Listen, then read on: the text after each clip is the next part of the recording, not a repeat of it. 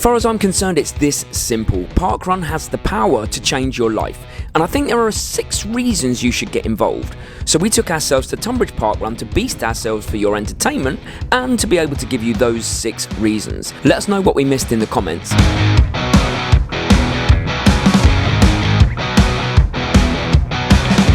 Start just came out of nowhere. Okay.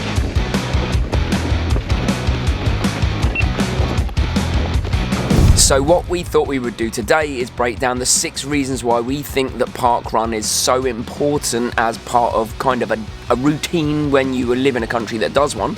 Unfortunately we don't. And we're also going to talk you through our race in real time as it happened at this particular parkrun. What's the first reason for doing a parkrun, Mary? What's the most obvious, I guess? Number 1, it's free. It is. You can turn up to any parkrun on a Saturday morning at 9 a.m. and join other runners and do a 5k course. As long as you've got your barcode, and you can actually do that around the world. Your barcode is unique to you. Yeah, you just need it one time. So let's cut into the start of this race. I think it took us by surprise for a start because the guy was doing the race briefing and he was like, and number 3, 2, 1, go! And we all were like, rah! So we were just running. I tried to find a rhythm quite quickly. I got behind a guy who I thought was running at a reasonable pace, and the first kilometre was 3:25. Oh. Yeah.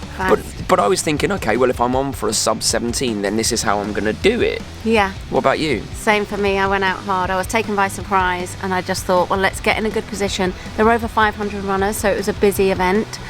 3:42 was my first kilometre.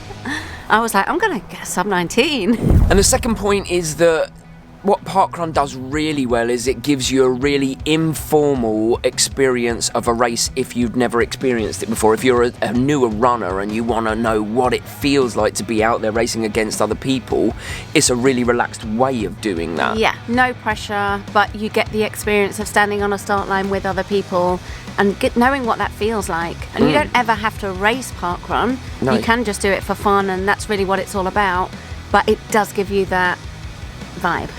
Yes, and then into the race again, what I was finding that I think my next kilometre was 3:20, 3:33-ish, but I wasn't able to hold what I thought would be the sub 17 pace, so I just thought, let's see what I can get out of my legs today then. Yeah, same for me. I mean, we'd had a pretty late night the night before. Yeah, we weren't feeling it. We didn't eat the day before very well, you know, everything was just not in the right place for us, I think. Yeah, it's been a busy time, so I got a 3:53, which was still really good. And I was feeling pretty good, so I was feeling confident that a sub 20 was on again.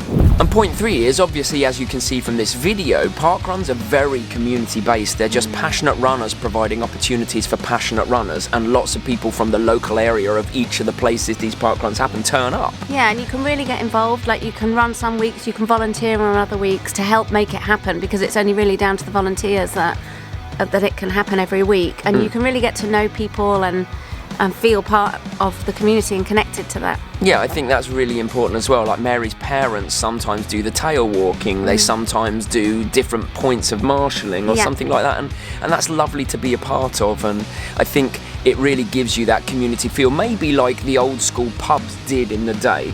Like, pubs used to be the centre of community, and maybe now parkruns are the way forward. But in this run, again, I think I got up to maybe nearly 3:40 there, and I was thinking that the gravel, you can probably see underneath the footing was quite difficult. It was quite slippery. My legs just didn't feel there, but I held on. I held on as hard as I could, and I thought, well, I'm certainly going to try and get in the 17s at least. Yeah, well, I clocked another 3:53, so it was at least consistent, but I could feel that I was getting tired more quickly. But I was like, just hold strong, but starting to feel it at the end of kilometre 3. And point 4 of why you should do a parkrun is because it's consistent. It's pretty much always there, and there are a lot of benefits that we'll get into down the line on some other points in that. But the fact is that it is something you can rely on. Yeah, part of your training, part of your structure, a motivating thing to get you out of bed to start that run on a Saturday. It will be there. Yeah, it's a wonderful way to start a weekend, a parkrun at 9 a.m. on a Saturday, and no matter where you are. So if you're on holiday or something, you can still do a parkrun. You know it's there, it's consistent. Yeah, what a great way to start the weekend, a park run and a coffee. Yeah, and jumping back into the race, this is when it was really starting to hurt for both of us, I think. Like, I wasn't enjoying it at this point, and it was just trying to get to the end, and I think it was like maybe a 3:45 kilometre or something like that. But yeah, I tailed off a bit in this kilometre. I was actually running with another woman who was really strong, and I was like, this is really nice, we're running together. But actually we were both not familiar with the course, and we took a slightly wrong turn. So we lost a couple of feet and slipped behind a guy, and it just knocked me off my rhythm a bit. So 4:11 for my 4th kilometre. But I knew I had enough in the bag if I had a strong last kilometre. Point 5 of why you should do a park run is, we've spoken about the community feel, but you're gonna meet like-minded people that might build relationships in ways that you didn't think that you would. So suddenly you're meeting people that are like, do you want to come out on a run tomorrow? And you've got running buddies, or you've got people that are encouraging you to do races elsewhere, and it very quickly spirals upwards into this really positive relationship with a number of people and places. Yeah. No, I was going to add something. No. Yeah, there were loads of groups of people there you could see, and yeah, you might get invited to running sessions or training sessions or running with other people. Yeah. Or people might recommend, have you done this park run in this place? I really enjoyed that. It's a lead into a running club potentially. So yeah, really good way of meeting new people and like-minded people. And here's us coming towards the end of this race. So I was holding on. The course is quite a little bit long in Tunbridge. I think it was like 5.07 kilometres, which doesn't sound a lot. I was 5.10.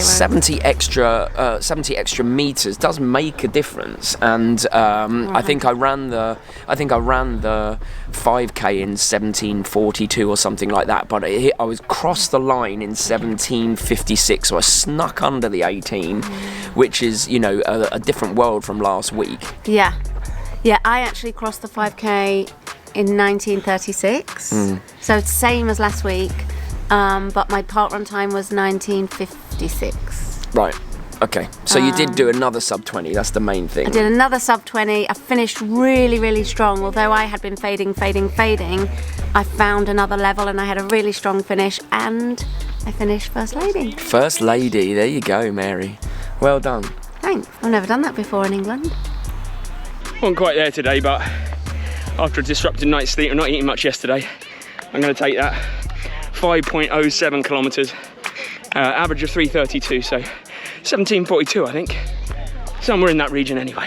And finally, one really important point of a park run, if you like this kind of thing, which I think a lot of people do, is it's measurable progress. Yeah. It's the same course every week, and of course if it's grass, then in the winter it'll be harder, and in the summer it'll be easier. But generally, you can see progress quite nicely over a period of time if you factored in that park run into your week. Yeah, I mean, that's what my mum's using. I was chatting to somebody on Saturday, and they were like, I started off at 27 minutes, and I've been trying to get my way down to 22, and you can really, really track that progress over time and find PB courses and hilly courses that are fun, and courses in nature or cities, and I think that's really nice. Yeah, me too. I think it's a park run is a wonderful way to run and to factor into your running. It's an important thing, and we love doing them when we're back here because they're not available in Thailand. So I hope you liked this kind of video. Again, a little commentary one, because there's no way we're filming on a 5k or at least talking to the camera. And I hope you enjoy